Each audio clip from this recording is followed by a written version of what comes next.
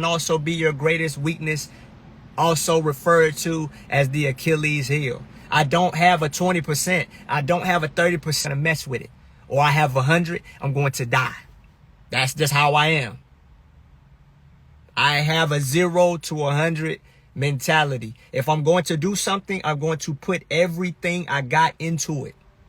But that can be dangerous if I place myself in the wrong atmosphere, supporting the wrong organization. I go so hard that it's hard for me to come out. So y'all have to understand that I'm literally going against the momentum of something that I gave 110% to. And I appreciate everybody, those who mock it, those who participate in whatever form you participate in. I appreciate it.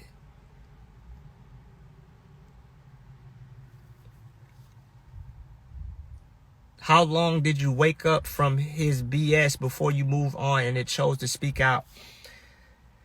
I will say that the turning point, because everybody in the group has doubts. Everybody in the group questions the things that we were told. But people would tuck them away. Because we started realizing that going against the cult leader was accompanied by negative consequences, whether that be isolation, whether that be standing in the corner, whether that be placed in a lower position amongst the group. So you learn to tuck away those opposing thoughts, and you begin to just become cooperative to maintain your stance amongst the group.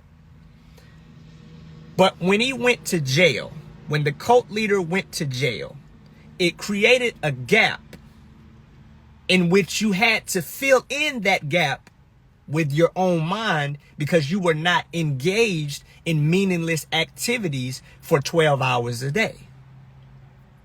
So because the cult leader's ability to control had been minimized, your ability to think for yourself began to grow gradually. And it was in those spaces where the cult leader wasn't allowed to talk that I began to reactivate my own logic and reason, not of anything new, but things that I had tucked away began to rise. And there was no distractions or any consequences present that would prevent me from going into those thoughts completely.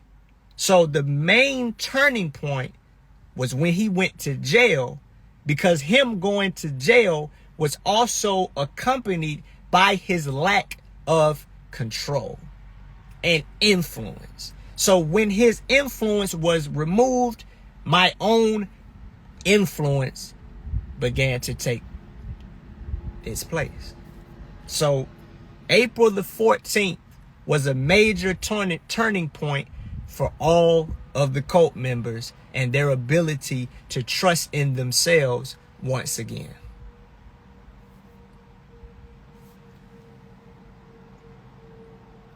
And if I don't get to y'all questions, you can come up and we can speak directly, because I don't have anything to hide. I don't have anything to defend anymore. And I know that this is not going to be a one-time event, but it's going to be an ongoing process. And I appreciate y'all for being a part of this, you know.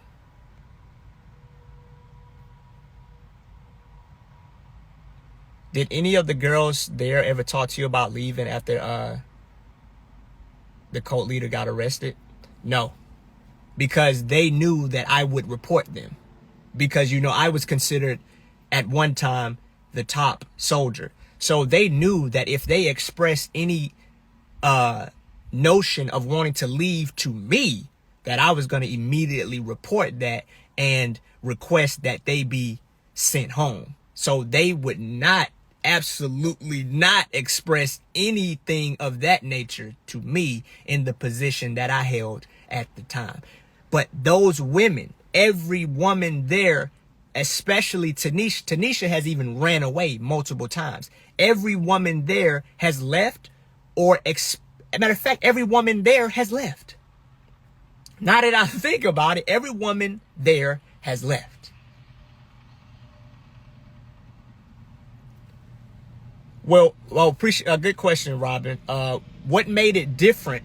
And I'll get to something else I wanted to say later, but I want to make sure I address y'all's questions. What made it different this time is the degree of the length that he was in jail. When he was in Nicaragua, we was in a foreign country. So it wasn't so easy for us to just up and leave. Because when you're in a foreign country and nobody around you looks like you, you tend to latch on to those people who do look like you, and those people who you are familiar with that much more. So him going to jail in Nicaragua actually brought us closer because, I mean, it's Nicaragua and we're African American and it's a primary Spanish speaking country. So you're going to come closer to those who you can relate to under those circumstances. And he was only locked up for 3 weeks. That wasn't nothing. When we was in Hawaii, that was only 5 days. That wasn't nothing. But this time, we're creating windows, months in length, weeks and weeks upon weeks upon weeks upon months. So whereas those other times did not allow us the opportunity to really look at what we're doing, this time really allowed us to see what we were doing, not to mention that we weren't in a foreign country or overseas during this time. We were right here in Atlanta. So the circumstances were very different in comparison to what had happened previously. So that was a great question. What's going on, babe? I see you up in here.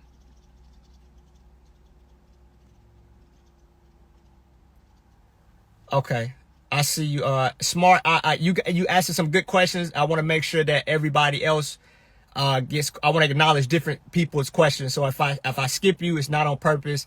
I just want to give other people opportunities to be addressed. But I see your question as well. Why do you think Malia and them are still there? Now, here's the thing I want y'all to understand. I will not speak on behalf of somebody else because their story is their story, and I will never try to take ownership of somebody else's story. So anything that I give you will only be speculation depending upon how I felt in the same situation that they're currently in. But the absolute truth of how Tanisha's feeling, how Portia's feeling, how Jayon is feeling, and how Kayla's feeling is I will leave that to them. And when they finally come to terms within themselves, because y'all tried to tell me what was going on, but I had to come to terms with myself. So when they come to terms with themselves, it's going to be a beautiful story to finally hear how they actually felt, even though we can speculate and come to some type of understanding of how they would felt just using human empathy.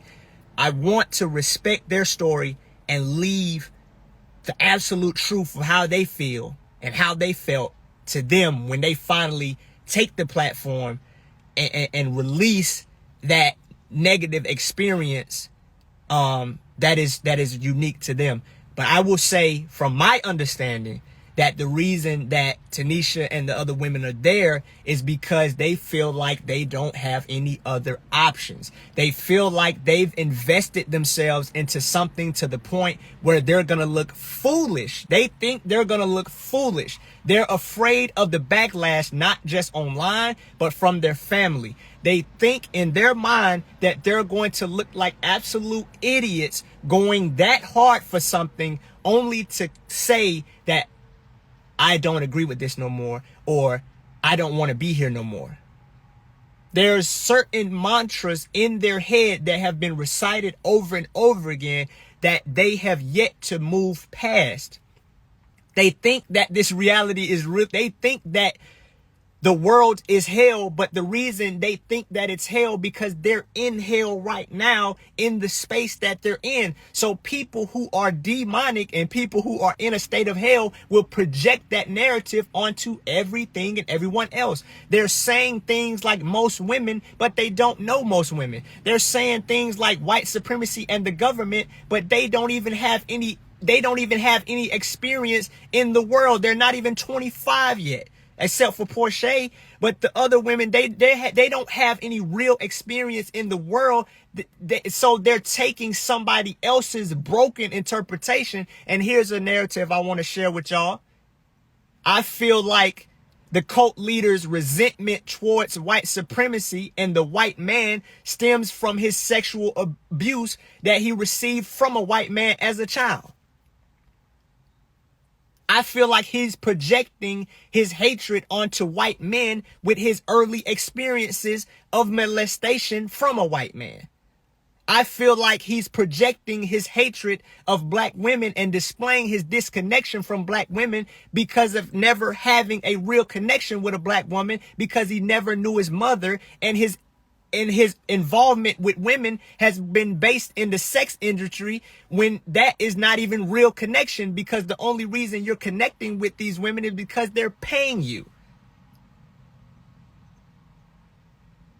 So I feel like those women are living in the world of a broken man's mind, not realizing that that is not the mindset that you want to adopt, because there's actually humans out here who are doing the things that we're talking about other people need to be done, while simultaneously not doing anything but getting on camera and telling you you need to do it.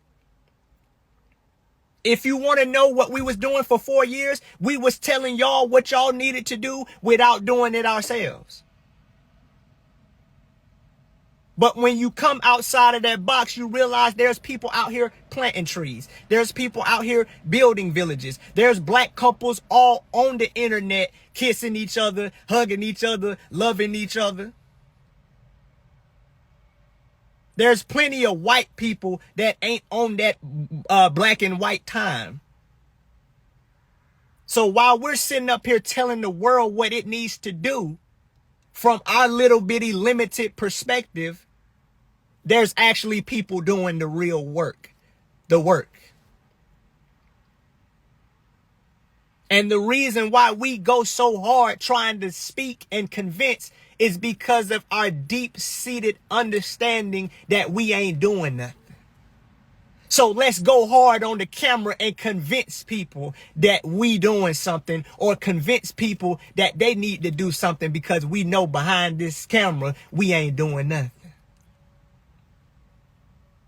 So let's go out our way to make it look like we doing something.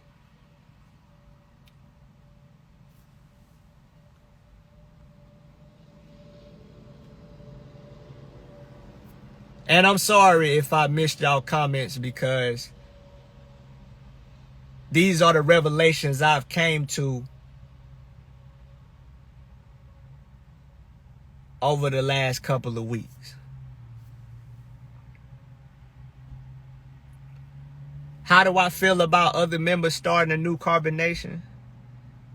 I feel like a Jew that experienced the Holocaust would never want to start a new Nazi party. I feel like a slave that made it off of the plantation would not have the desire to become a slave master themselves. I feel like when somebody has a true understanding of what happened to them, they would not have the motive to recreate that experience in any form.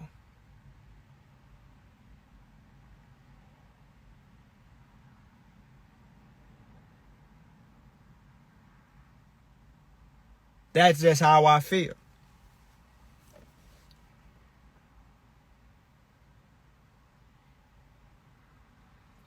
Why would a civil rights activist want to start his own version of the Ku Klux Klan?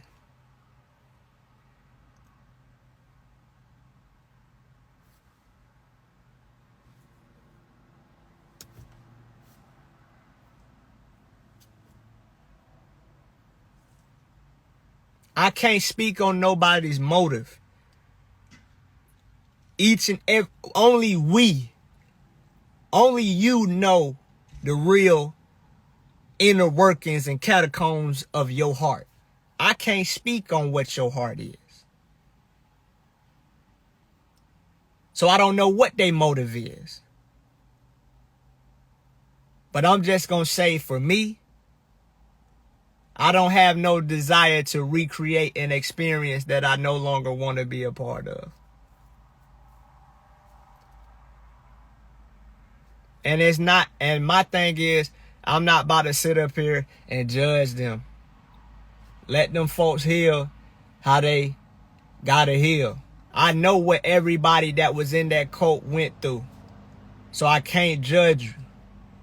I just know that that cult leader, he don't need to be around nobody as a safety feature. You know how your car have safety features?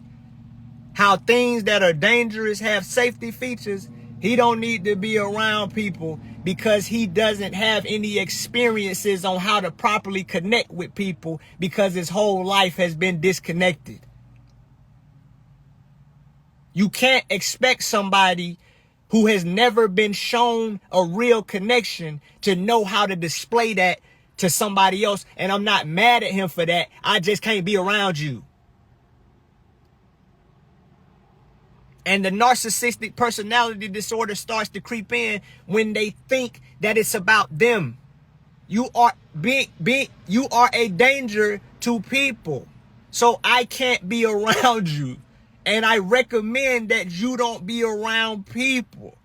I don't want you to die. I don't want nothing bad to happen to the cult leader. I just don't want him to be in a space where he can continue to hurt people and harm people because he's not aware.